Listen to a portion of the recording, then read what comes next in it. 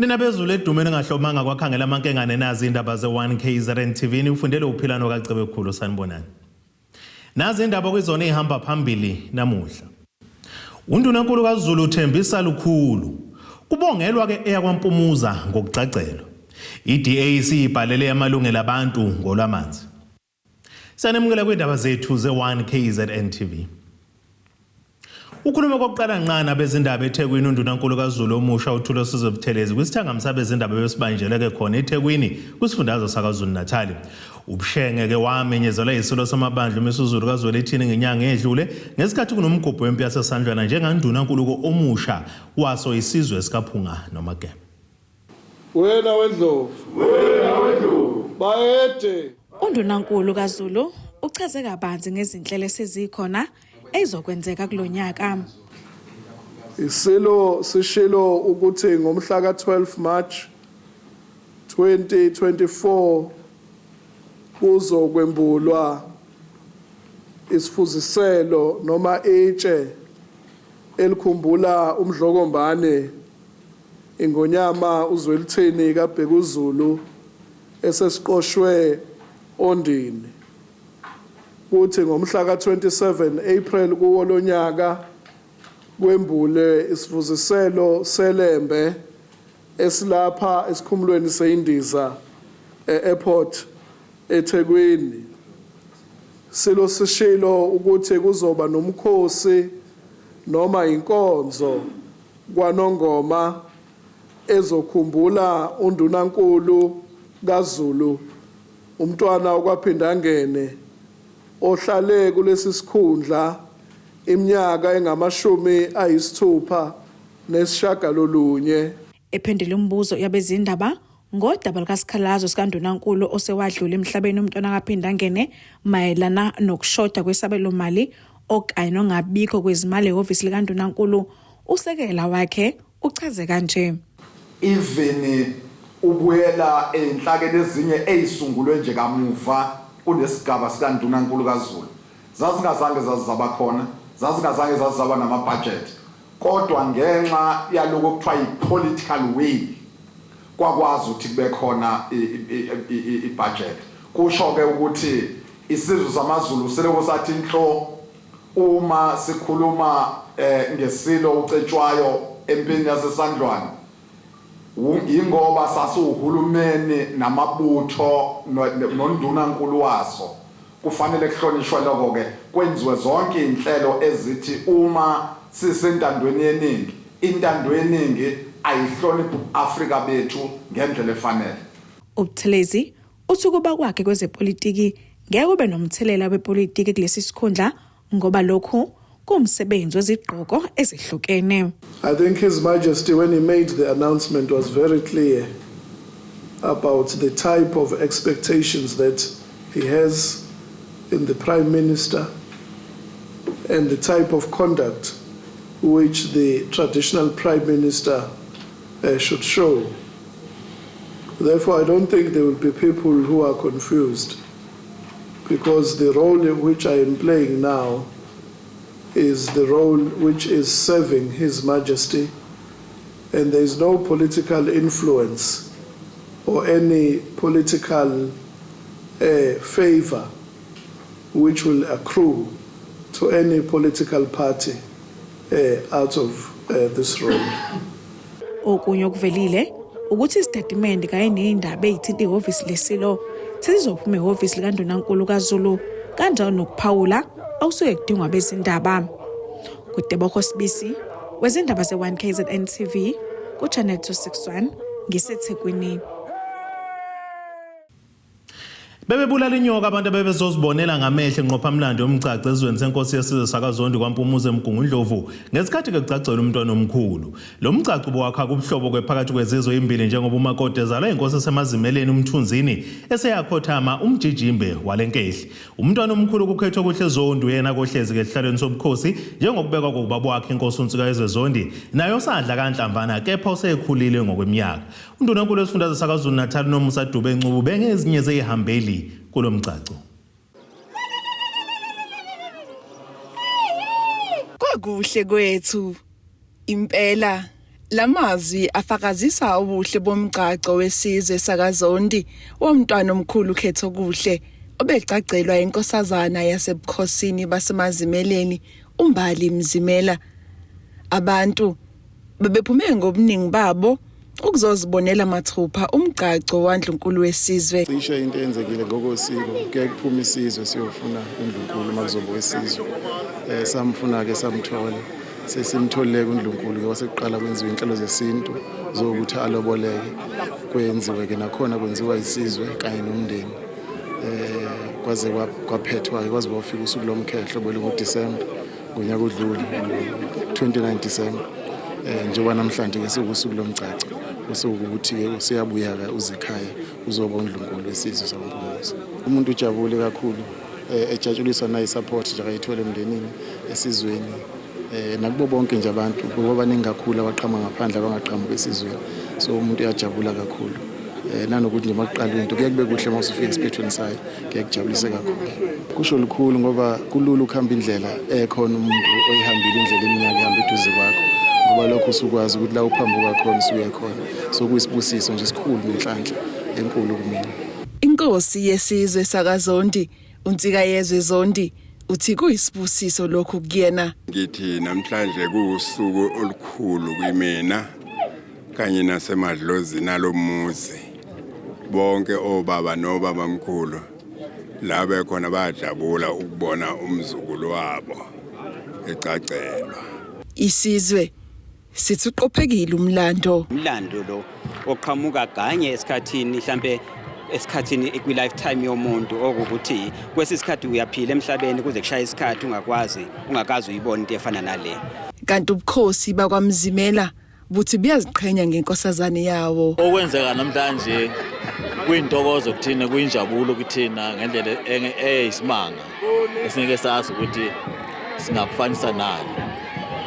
Ngoba lokho kwenzakalayo ukuthi kusuka ingane yenkosi yogana ingane enye inkosi kuya kube into emnandi ngoba abantu abaqhamuka ebuholini bangakwantombazana sebuholini bangowesilisa esithemba ukuthi kuhlangana abantu abazokwazi ukuthi bahole isizwe sabampumuzi njengoba ingane ethu izogana umuntu ozohola isizwe sabampumuzi. Sethemba ukuthi ke esimkhulise ngakho umntwana noma semncane kodwa ke unalo ulwazi lokuthi ebuholini kuyinto enjani ubaba wayo ubehola kanjani nomne wabo nawe naye iyambona uhola kanjani. So sithi nemihleli nomkhonyana waye sehola sithi ayi ubaba kodwa ubehola kanje ubhuti futhi ngiyangiboneza kanje kodwa ke shithi kunoko kuyinto enhle ke eyumlando ke kwaZulu. Undunankulu wesifundazwe kaZulu-Natal uNomusa Dube Ncube ube ingxenye yalomgcagco ehambisana nongqongqoshe becabinet yakhe abahlukene. Okusijabulisayo kakhulu ke uma sibona ubukhosi bakithi buhlangana ngalendlela buganiselana ukukhombisa into yethu yesiZulu ukukhombisa amaZulu ukuthi izinto zethu zinhle kangakanani. Uyabona nje amabutho alokho engenile, uyabona intombi omama balokhu bengenile abantu bangangoZulu uyabona ukuthi kuhle kudelile. Kanti amakhosi nawo abephume ngobuningi bawo ezindabeni ze1KZN TV nguAyanda Dube ngibika ngwampumuza.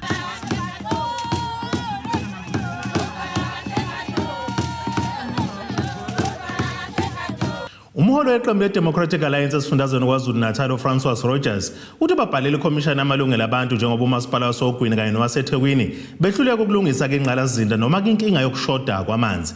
Lokhu kusho ngesikhathi ke ehambele indawo yaseOgwini eyobheka ukuthi ke kuqhubeka kahle yini ukubhalisela ukuvota ngempela sonto. Ekhuluma neziko leindaba uRogers uthi labo masipala abaphethwe yiqembu elibusa le-ANC babonakala behluleka ukwenza umsebenzi wokuhlinzeka umphakathi ngamanzi. Umholi weqembu le-DA esifundazweni uthi iqembu le-ANC elihola umasipala ugu kanye neTheku bayehluleka ukulungisa inkinga yokweswela amanzi kulabo umasipala. uRogers uthi babhalela ikhomishani yamalungelo abantu ngalenkinga yokushoda kwamanzi kulezi ndawo. Ukusho lokhu ngesikhathi ehambele indawo yaseOgwini ukuzobheka ukuthi kuqhubeka kahle yini ukubhalisela ukuvota. We've been at the forefront of fighting eThekwini with the water crisis. We've written to the Human Rights Commission and we've raised our concerns.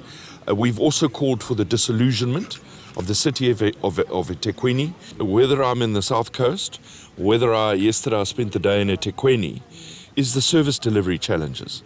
eThekwini is now experiencing what Ray and Konyeni has been experiencing for years, and that's no water.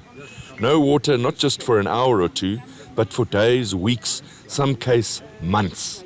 Now, clearly, we have a government, the ANC, and both Ray and Konyeni in eThekwini, and they can't change the situation. They don't have the capacity to be able to change it. And I think that's one of the reasons why we've become so active and why the registration weekend is so important for us. Calling for eThekwini to lose its water license. So it means that eThekwini will no longer be able to supply water to its residents, and we're going to be calling on Mgeni and Uthukela to step in and take over the function of water in the city of eThekwini, because clearly they cannot do the job, and we need a competent water authority like Mgeni to take over that responsibility. You get a city like eThekwini that gets a clean audit, but if you actually drill down and you look at the expenditure in the city, they're not spending their infrastructure grants. We know that some of it went back to National Treasury. We know that there's supply chain issues on the ground. And if you look at service delivery in general, look at water, look at electricity, look at sanitation, those three main key areas, the city is failing. Esephetha unqenqa umphakathi ukuthi uphume ngobuningi ukuyovota ukuze babe yingxenye yokuletha ushintsho. You need to make sure that you're registered. You need to be part of change. In 1994, we had the most important election in the history of South Africa, where everybody got their democratic right to decide who's going to govern. This election is as important as 1994. Lo mbiko benwethulela uZamando Sicele wezindaba ze1KZN TV ngisesayidi. Babalela kuyinkulungwane eziyishumi-4 abantu ababhaliselwe ukuvota kokuqala ngqa ngaphansi kwesifunda iKingcetshwayo enyakatho KwaZulu-Natal kwimpelasonto esisuka kuyona nobengeyokugcina yokubhalisela ukuvota. Lokhu kuvezwe yilo okhulumela kwinhlangano ezimele engamele ukhetho kuleli IEC ngaphansi kwaso sifunda uThule Dlamini. Phakathi kokuveze uDlamini kwingxoxo benawo neziko lezindaba le1KZN TV ukwanda kwentsha ephumeyo yobhalisela ukuvota kulesi sifunda. Kakubanga nazingqinamba ohlelweni lokubhalisela ukuvota kusifunda iKingcetshwayo njengoba bekuyimpela sonto yokugcina yokubhalisela ukuvota ezweni laseNingizimu Afrika. Okhulumela inhlangano ezimele yengamele ukhetho kuleli IEC ngaphansi kwaso esifunda iKingcetshwayo uThule Dlamini uthi ke bemukela abantu abangaphezulu kwezinkulungwane eziyishumi ababhalisela ukuvota kokuqala ngqa okuhlanganisa ababhalise ezikhungweni kanjalo nalabo ababhalise besebenzisa ezokuxhumana. Ngempela sonto esiphuma kuyo umhla ka3 and 4 February as IEC, we had around about 47,000 people visiting voting stations in the Kingcetshwayo district.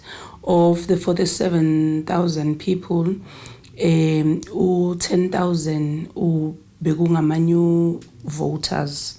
And then we had voting station moves, nama registrations within the same voting stations. Ilapho ke abantu akade beshintsha mhlawumbe noma befaka ama addresses apho. We also had around 4,000 registrations that we got online as a district, so we can say that registration the weekend yethu ihambe kahle. We didn't experience any challenges, yonke into nje ibe smooth, konke kwahamba kahle. Ekhuluma neziko lezindaba ze1KZN TV uDlamini uthi ke intsha ibonakale iphuma ngokukhulu ukuzimisela iyobhalisela ukuvota. Ubese phinda ke ecacisa kabanzi ngendlela umuntu angavota ngayo uma kwenzeka ishintsha indawo lapho abhalisele khona ukuvota. We can say that we've seen quite a number of young people coming out to register. We although we would want everyone to be registered, because once you do not register and lelo thuba lidlule and the elections are proclaimed, you are unable to vote even if usufuna. So it's very important that people register to vote. Kubalulekile ukuthi nazi ukuthi this time for ukuthi uvote on where you are not registered, kuzofanele ukuthi apply. Ngeke usakwazi ukuthi wherever you find yourself you are able to vote. Cha, ngeke senzeka lokho. Kodwa you need to apply first ukuthi uzobungekho la uregister khona. Mhlambe you find yourself in Johannesburg or you find yourself even within the province, you will not be able to vote if you did not apply to vote where you are. Ezindabeni za1 KZN TV kubika umqondisi Miyeni ngesempangeni. Ake sithi ishelele itolo nenebesilo sobuye sibuye nezinye zindaba.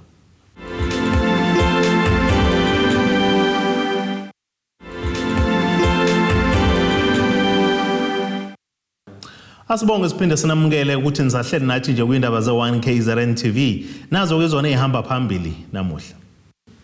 Undunankulu kaZulu Uthembisa Lukhulu kubongelwa ke Eyamampunza Ngokugcagcelwa. IDAC ibhalele amalungelo abantu ngolwamanzi.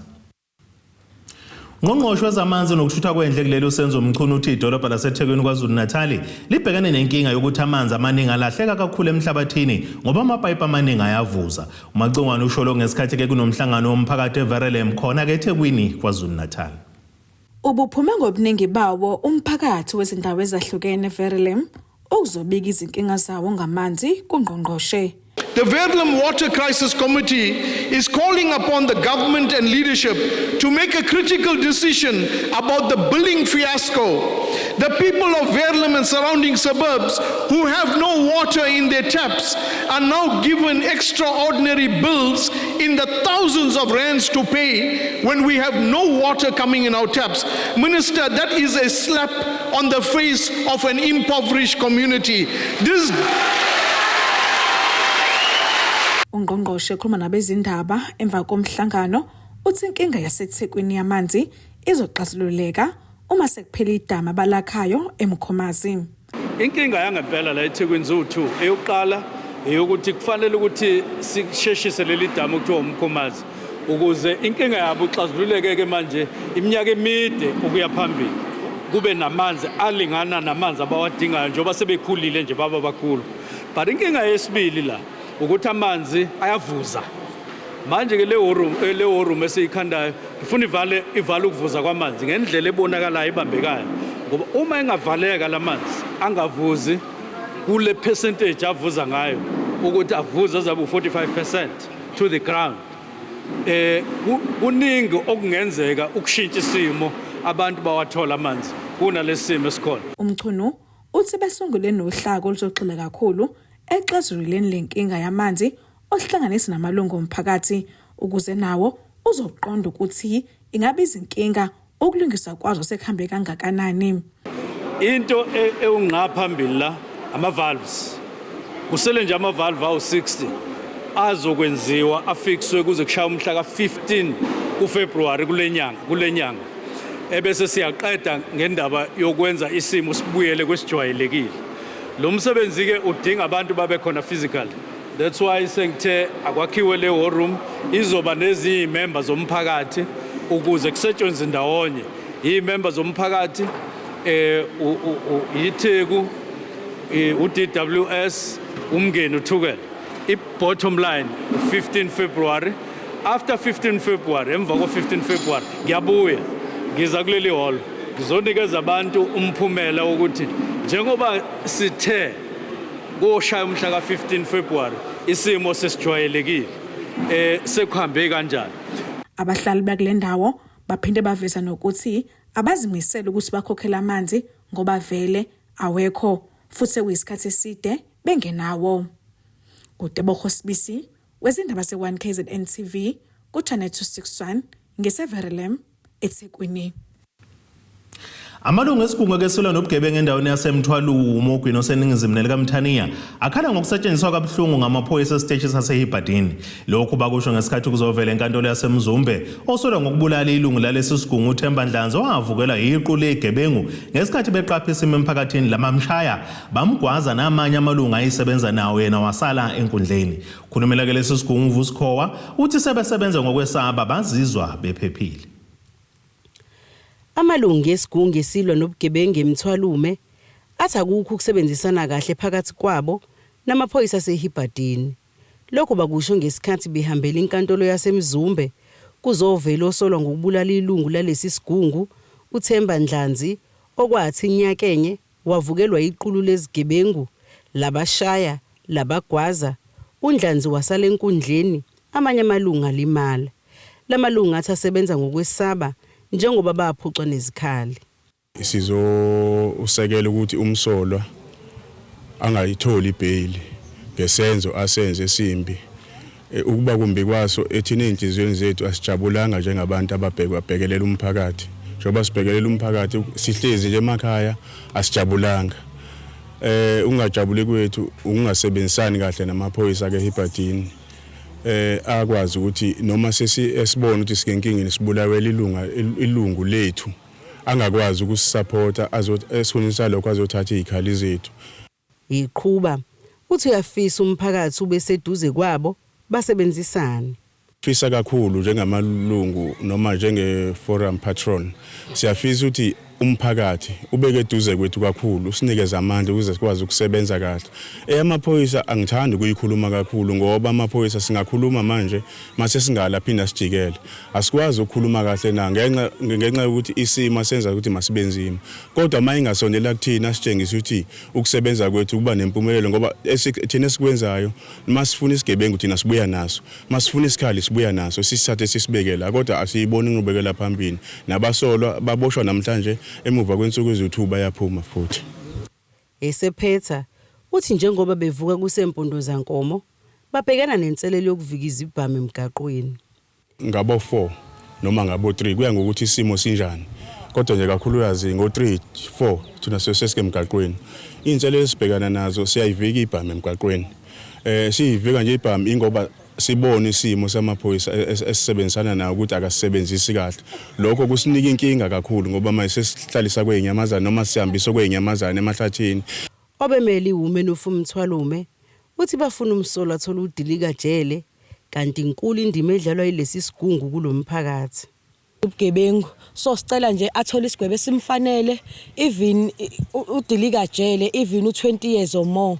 Forum thina amalungu omphakathi abaleke kakhulu thina bese sibhekene nenkinga la ukuthi emakhaya usakwazi ngisho ukulala ukhululeke ngoba bebengena ngaphakathi endlini bathathe yonke impahlo nayo. Icala libe selihlehlele inyanga ezokwethwasa. Lo mbiko benwethulelo zamando sicele wezindaba ze1KZN TV ngisenkantolo eMzumbe. Ake sibonge siphinde futhi sithi ishelele ezitolo sobe sibuye nezinye izindaba.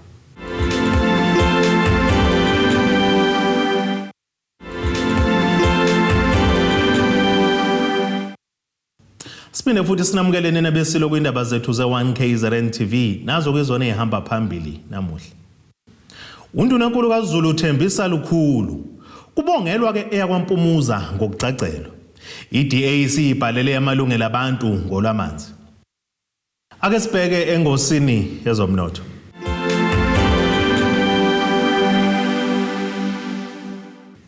Iranda kuleli ngu-18.90 kuyidola laseMelika bengu-20.37 kuyi-euro yase-Europe lingu-23.85 kupondo yaseBrithani kuthi intengo yegolide yona ibe ngu-$2,028.04 ounce kuthi intengo engahluziwe ibe ngu-$77.33 umphongolo. Ake sibheke engosini yezemidlalo. Kuhlukene imbono ngeqembu lesizwe lakuleli bafana kulandela ukwenza kahle kwalo kumqhudelwano weAFCON oqhubekayo ezweni lase-Ivory Coast. Elakuleli limangaza abaningi ngokufinyelela okwandulelo wamanqama elizodlala eNigeria ngolesithathu ngehora lesikhombisa kusihlwa. Abathandi bebhola baphawulile ngokumeleke kwenziwe leli qembu ukuze liphinde futhi okwenzeka ngonyaka 1996 ngesikhathi lakuleli linqoba le ndebe lehlula iTunisia. ibafana iza kahle kodwa inkinga ekhona njengoba sizodlala neNigeria ucoacha wethu uyaphuza ukushintsha abadlali sebabonile ukuthi bakhathele uma iclub ifront line ilithuntu kuze kusuke ubackline uzama ukuyongena ku18 lento ezosishaya iNigeria idlala ibhola elide ayilibeki phansi thina sidlala ibhola siyalinoka ukuphoqeka ukuthi kuze kusuke ama defender ezama ukuyohlasela angene ku18 ngenkathi libreaker lapha bashaya ibhola elide sebesidla ngama square ball iyona nto uma esicela yakho nje uPesita usembonile ukuthi akekho egemini wonke umuntu ubenokungabaza ukuthi izokwenza njani nakho futhi namanje ngoba sesibheke kwiNigeria senokungabaza kodwa ithemba lami lisihleze emthandazweni ngiyathemba ukuthi umlando uzoyiphinda ngoba ngesikhathi ngo1995 kwafika wawina amabhokobhoko kwase ngonyaka olandela la u1996 saphinda sakwazi ukuyinqoba manje nginaleso sifiso ukuthi umlando sengayiphinda siphinde ngoba sibheke yabo le game elandela eNigeria ngithatha njengefinal uma singadlula kuyona hayi obe sekuqondile mfowethu ubengakulindele ukuthi mhlawumbe ngazifike lapha the way bebedlala ngakhona but bakwazile ukuthi baze bafike la bekhona kumanje siyakuma semifinal but engikubukile okumele mhlawumbe sizama ukuavoid kufanele singazama ukuhlala emuva si-attack ngoba vele iNigeria izobe si-attack so the most ba-attacker nabo vele bazobe funa ukusi-attack and then sizokwazi ukuthi sithole ama-break sibashaye kalula ngoba uma sizohlala emuva lokhu kuzokwenza ukuthi belokhu beze kuthina egcineni ugcine sidala nama-penalty so ku-right ukuthi siba-attack nje vele isuke nje ku-attackwane isuke nje kuze kuyophela umdlalo lokho kungasiza lokho. The only view about this semi-final qualification is this, that South Africa is good. They play nice to get to the level of semi-final, and also Nigeria is nice also. But the only thing I have to say there is this: the best team that they who played nice is gonna win, because it's must that one person must win, not the two. So what I'm wishing them is good luck. If South Africa happen to win, I will be the first person to say congratulations to them. If Nigeria happen to win also, I will say congratulations to them. So I wish them both good luck. Akasibheke nasesimo sezulu esingalindeleka.